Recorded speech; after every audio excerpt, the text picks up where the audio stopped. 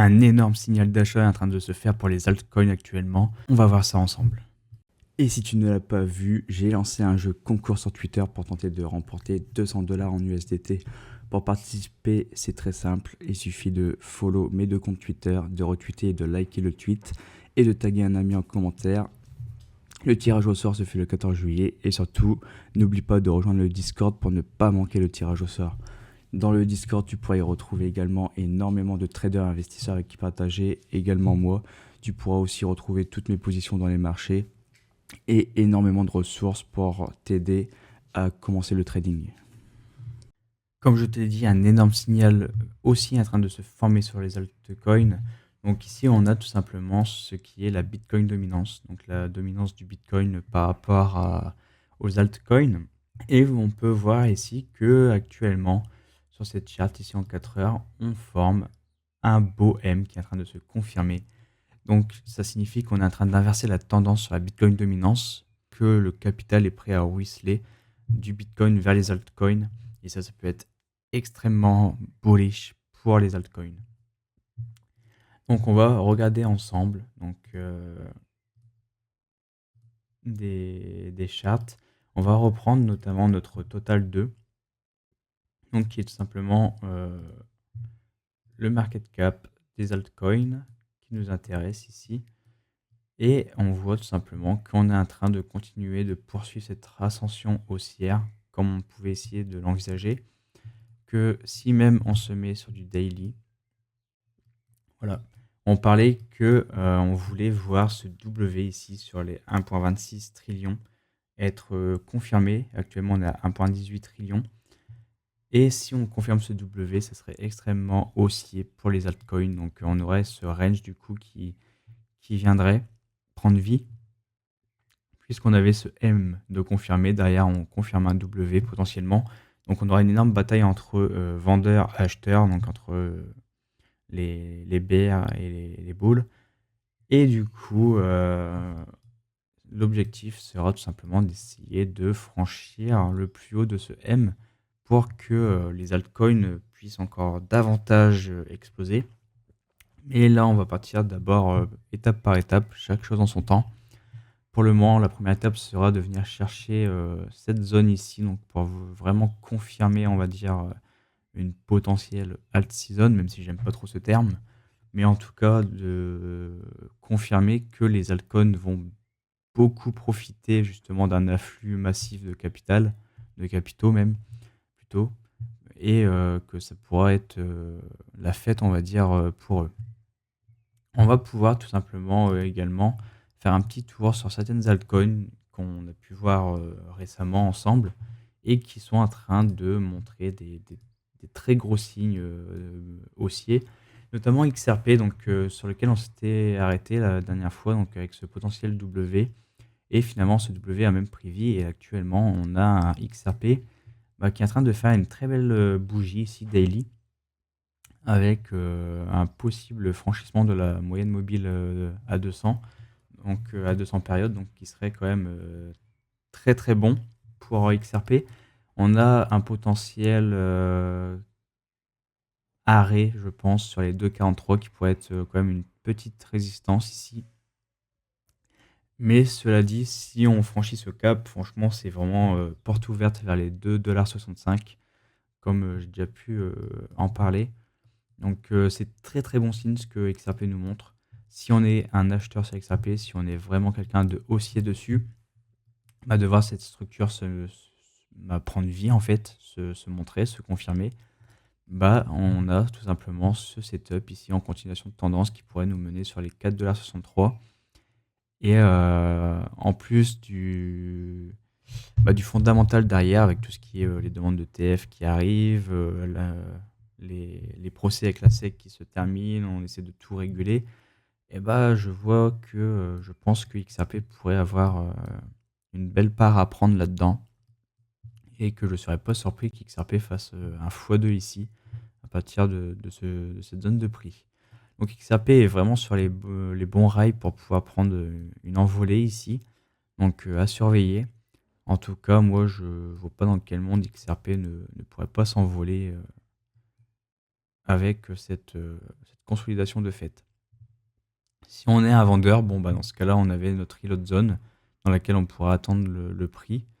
Euh, Maintenant, à voir ce qui se passera si on atteint cette zone. Est-ce qu'on aura de la divergence peut-être? Est-ce qu'on aura une structure peut-être? En attendant, là, on a quand même un XRP qui est vachement prêt à retracer ce petit mouvement baissier et qui montre que potentiellement on va venir retater des zones très intéressantes dessus. J'ai aussi remarqué quelque chose pour Solana, donc Solana qu'on avait discuté. On avait vu que on avait repris tout simplement les moyennes mobiles ici, qu'on gardait vraiment un bon support, un peu comme un effet ressort, c'est-à-dire qu'on prend vraiment un appui dessus pour essayer de repartir. Et là, on s'est bien appuyé sur ces moyennes mobiles qui ont fait foi de support. Et à court terme, on a quand même déjà ici, une belle consolidation qu'on voit un peu en mode triangle. Et si on zoome un peu sur l'unité de temps, eh ben, on peut voir qu'on a quand même un setup de style R2D2, donc où justement on a cette consolidation ici. On a également un lot, deux lots, trois lots, un quatrième ici. On a les moyennes mobiles qui sont en dessous du prix qui pourront faire foi de support. Pour moi, la Solana est tout simplement prêt pour moi à partir, donc à court terme. J'envisage vraiment assez facilement les 180 $ à peu près. On peut aussi voir que Solana est en train de poser un plus gros bottom dans son ensemble, de style tête épaule inversée, tac, tac, où justement cette consolidation-là marquerait la deuxième épaule. Donc le premier objectif pour Solana serait de venir tâter la neckline ici dans les 160 $. Et si on valide tout simplement cette neckline, ça serait très très bon signe pour voir le marché repartir plus haut. L'objectif tout simplement de cette épaule tête inversée, c'est tout simplement de prendre la hauteur en fait de cette structure. Tac. On pourrait tout simplement coller à la sortie, donc on aura un objectif à 193 $. Pour faire plus simple, on pourrait très bien prendre du coup notre Fibo sur le range entier, sur la hauteur, que je vais bien placer. Et on pourrait tout simplement donc mettre l'extension ici, on va juste inverser le Fibo, puisque je ne l'ai pas tracé dans le bon sens, voilà. Et voilà, donc forcément les deux de ratio, bon, très logiquement, c'est tout simplement la hauteur décuplée, enfin la hauteur du range de la tête-épaule, donc ça revient au même de faire soit par le trait ou soit par le Fibo. Et voilà, on a tout simplement cette garage zone entre les 180 et les 194 $. Donc ça semble être la future zone pour Solana à venir chercher. Si on accepte ici les 160 $ à court terme, je pense que ça pourrait se faire, en tout cas si le marché l'accepte. Mais au vu du contexte actuel, avec du coup cette dominance qui est en train de chuter, et tout simplement du coup la dominance des altcoins et même le market cap des altcoins qui se remet à remonter, je pense que les premiers objectifs qu'on voit sur les Solana, sur les XRP, etc., c'est des objectifs qu'on va atteindre si on arrive à venir chercher cette neckline déjà sur le total. Mais par contre, si on veut espérer, par exemple, voir un XRP à 4,60 qui obtienne son target, si on veut voir un Solana qui suit par exemple ce gros R2D2 également avec un objectif à presque 400 $, on sera dans ce genre de contexte proche du haut du range, je pense, si on atteint de tels targets pour ces coins. Donc il faudra valider tout simplement ce W dans un premier temps pour proposer au marché d'aller plus haut que ces petites résistances sur lesquelles on risque de bloquer pour le moment, comme on a pu voir. Donc voilà, on a ce W et il va falloir le confirmer. Et si on le confirme, c'est vraiment la porte ouverte pour avoir un gros rush sur les altcoins. On peut faire également un tour sur ETH, pourquoi pas faire un petit speech dessus. Donc c'est pareil, on a fait un petit support dessus. On a fait le support sur les moyennes mobiles. Ici, on essaie de repartir à la hausse. Donc, c'est un peu le contexte global de ce qui se passe sur les altcoins actuellement, au vu du contexte avec la dominance qui chute de Bitcoin, et cetera. Les alts, surtout les top majeurs, sont en train de reprendre du poil de la bête. On a AV ici, par exemple, qui sort de sa consolidation en diamant et qui pourrait suivre également ce genre de mouvement en ABT égale CD, un objectif à 400 $. Donc, il y a des très belles choses intéressantes à court terme sur les altcoins à ne pas manquer, surtout du coup pour les traders. Donc, les investisseurs vont surtout soit faire fructifier les graines qu'ils ont plantées plus tôt quand personne n'était intéressé dans le marché, ou alors si vous êtes du genre investisseur débutant et que vous, ce qui vous intéresse, c'est ce qui est en train déjà de bouger, donc dans ce cas-là, vous êtes déjà en retard, et bah la seule chose à faire, je pense, c'est tout simplement de vous asseoir sur vos mains et de patienter qu'on revienne retester des niveaux plus bas sur des zones intéressantes d'investissement. Pour moi, là, l'investissement, ça commence à être un peu trop tard sur ces coins, surtout sur le top majeur qui montre déjà des signes euh, comme quoi on a déjà bien couru dessus et que on est en phase de consolidation pour une potentielle continuation. Mais pour les traders, voilà, on a des consolidations à court terme qui se font et des setups qui peuvent être pris, qui peuvent être joués. Donc, peut-être comme AV, là, ici, qui consolide bien, qui peut marquer peut-être un setup de continuation pour certains, ou XRP ou Solana, comme on a pu parler juste avant. Euh, Hype aussi est très intéressant puisque il y a eu des petites annonces dessus qui ont été faites. Donc en ce moment, ça bouge pas mal sur Hype, notamment avec le wallet Phantom, etc. Qu'ils ont intégré certaines choses de Hype. Donc j'ai pas trop suivi, mais apparemment, il y a beaucoup de fondamentaux qui bougent dessus. On a un prix qui pour l'instant ne lâche pas. On avait vu que si on pouvait potentiellement former un M ici, ça puerait un peu. Mais pour l'instant, ce n'est pas du tout le cas. On n'est pas venu franchir ce niveau. On a juste une petite mèche qui a été ravalée de suite par les acheteurs. On essaie de maintenir les moyennes mobiles ici. Donc c'est très très bon signe pour Hype. Donc ça c'est pareil. Hype qui est potentiellement dans une phase de suivi de tendance. Donc qui pourrait viser un target un peu plus haut. Donc ici on est potentiellement sur les 60 $. Donc on a des signes très intéressants pour ces altcoins. Donc voilà, j'en profitais pour faire une petite visu sur une altcoin dont j'ai entendu un peu parler, que j'ai pas pu encore analyser. Donc on va pouvoir analyser ça ensemble si vous voulez. Donc on m'a parlé de Syrup, euh, que je connais pas du tout, qui a l'air très récent. Donc est-ce que je me trompe de charte et que du coup il est déjà peut-être ailleurs déjà? Ok. On a par exemple MEXC, donc Poloniex, non du tout. KuCoin. Ok, bon, on va rester sur KuCoin. En tout cas, c'est une charte qui montre qu'on a eu quand même un beau bottom, que bizarrement les gens m'en parlent quand le prix est aussi haut. Donc c'est souvent signe quand même qu'on est quand même plus proche du top que du bottom. Idéalement, moi j'aime qu'on me parle de charts dont personne ne parle, donc personne n'est intéressé. C'est souvent le genre de chart où on se situe dans ce genre de zone de prix avant même d'avoir cette explosion. Donc là actuellement, Syrup pour moi, on est quand même bien plus proche d'un top que d'un bottom.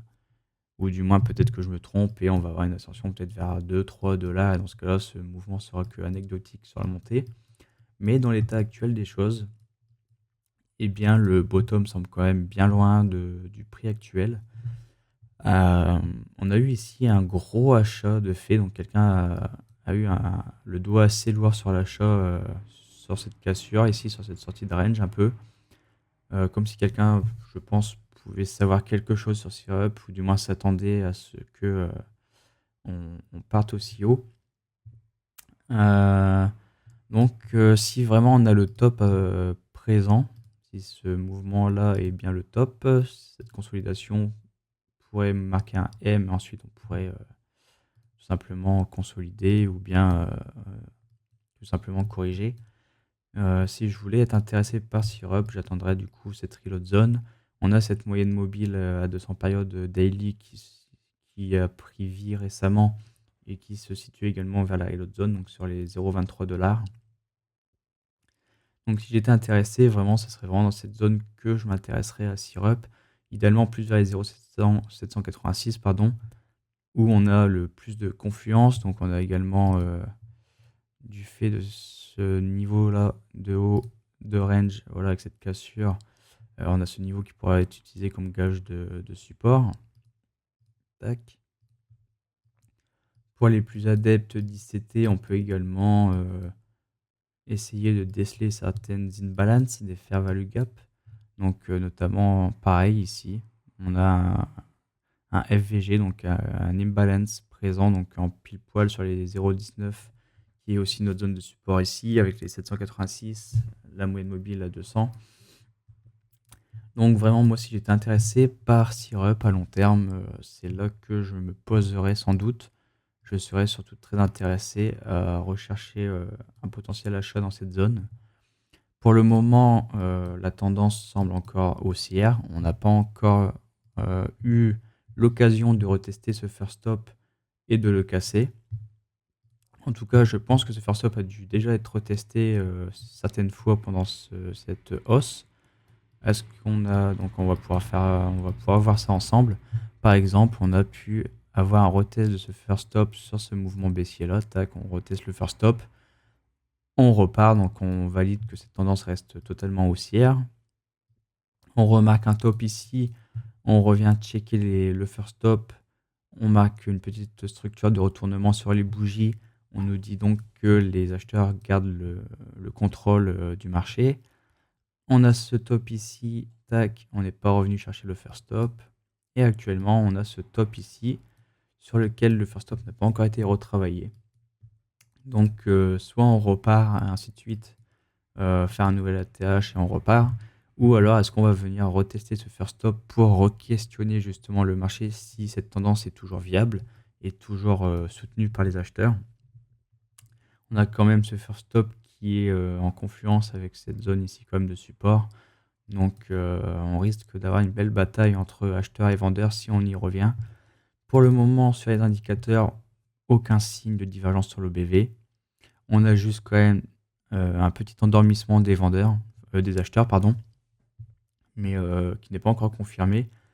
On a un gros pic de volume ici acheteur, un autre ici qui est plus bas. Idéalement, ce que je voudrais voir, c'est un troisième pic de vendeurs, d'acheteurs, pardon, de nouveau plus bas. Donc on va faire 3 sommets vraiment descendants sur le volume acheteur. On va prendre le volume le plus bas, donc par exemple ici. Et derrière, si on refait un volume plus bas qu'on confirme sous ce niveau-là, ça confirmerait officiellement que les acheteurs se sont endormis, qu'ils ne contrôlent plus du tout le marché. Et ça peut laisser la porte ouverte aux vendeurs de créer une grosse bougie rouge derrière et de se dire ok, on reprend la main sur le marché. Donc d'un point de vue de volume, on pourrait voir du coup les vendeurs reprendre la main. Mais pour l'instant, c'est que de la spéculation, il n'y est pas encore. De ce que je vois actuellement, le marché d'un point de vue d'analyse de volume reste haussier. Les acheteurs ne sont pas encore officiellement endormis. Donc ils gardent quand même la main sur le bus. On n'a pas eu la divergence baissière ici de confirmer. Donc ce lot ici n'est pas venu franchir ce lot. On a cependant cette divergence maintenant qui se crée. Donc comme cela. Cependant, pour la confirmer, il faudrait quand même revenir chercher ce plus bas ici et le casser. Donc ce qui n'est pas encore le cas. Donc on est seulement sous une potentielle divergence baissière. Donc aucun signe encore d'alarme sur Syrup. Pour le moment, on est simplement dans une phase, je pense, de consolidation. On est encore loin d'avoir des signes confirmés de l'affaiblissement de la tendance. Donc voilà pour ce petit point sur Syrup. Donc si ça vous a plu, n'hésitez pas à vous abonner, à mettre un petit like, ça me ferait extrêmement plaisir. Et puis si vous voulez que j'analyse un actif de votre choix dans une prochaine vidéo, n'hésitez pas à me le faire savoir dans les commentaires. Allez, salut!